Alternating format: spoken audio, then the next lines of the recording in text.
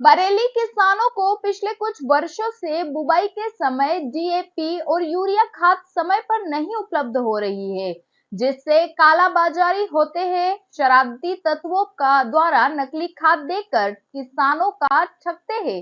किसानों को खाद के साथ जबरदस्ती दूसरी कोई भी केमिकल दवाई ना नैनो खाद दी जाती है। तो क्या नाम है सर आपका? मेरा नाम सतविंदर सिंह कहलो है। आज आप ये धरना चल रहा है नेहरू युवा केंद्र पर। हाँ। तो ये किस संगठन से हैं आप? हम भारतीय किसान यूनियन टिकैत संघ से हैं। क्या पद है? मैं भारतीय किसान यूनियन का बरेली मंडल का मंडल अध्यक्ष तो हूँ। क्या मामला है? मामला ये है कि कई बार हम कमिश्नर साहब को यहाँ पे पंचायत करके अपनी ज्ञापन दे चुके।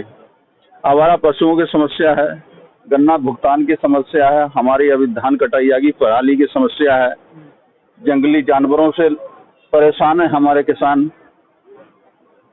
अभी धान के क्रय केंद्रों का मामला आएगा, लगेंगे, अभी तक कोई पता नहीं है धान के करेंगे। 1 अक्टूबर से किसान का जो धान पक गया है, इसी संबंध में हमारे तमाम बिजली का मुद्दा है, इसको लेकर आज हम आए हैं।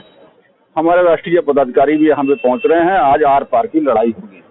तो ये दिवसीय धरना ही आने से पहले नहीं, एक दिवसीय है। उसके बाद में हमारा जो है, अगर बात नहीं बनती तो चलता रहेगा। क्या है, हम लोग तो जो है संघर्षवादी लोग हैं, संघर्ष कर से ही पैदा हुए हैं। संघर्ष जो है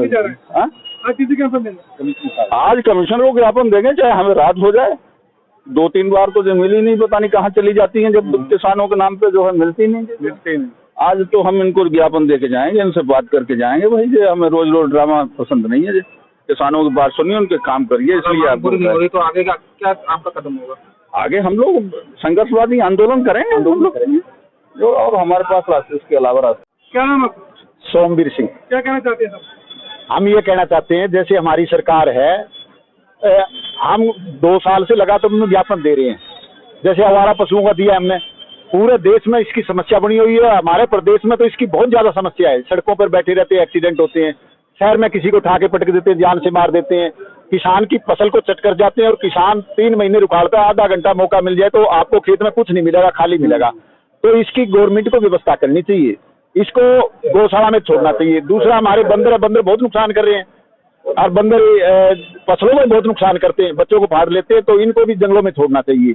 तीसरी, हमारी जैसे हमारी बिजाई होती है तो हमें समय पर खाद नहीं मिलती।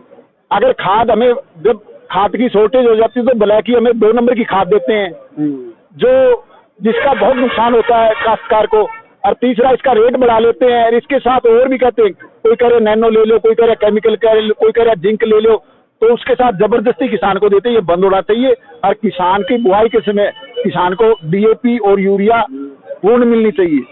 तीसरा, एक थानों में एक विवाद चल गया, ज्यादातर हमने देखा झूठी FIR हो रही है।